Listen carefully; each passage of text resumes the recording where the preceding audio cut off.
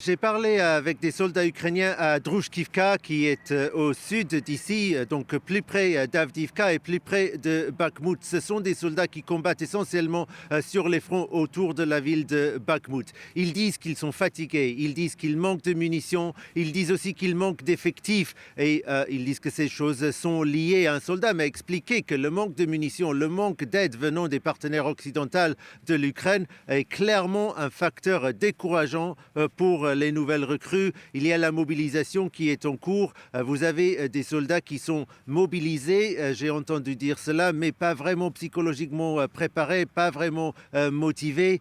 Certainement, le manque de munitions est un des facteurs décourageants, mais ce soldat m'a aussi dit que certaines décisions prises par le commandement ukrainien font que dernièrement, ils ont un peu moins confiance et il n'y a pas cette motivation.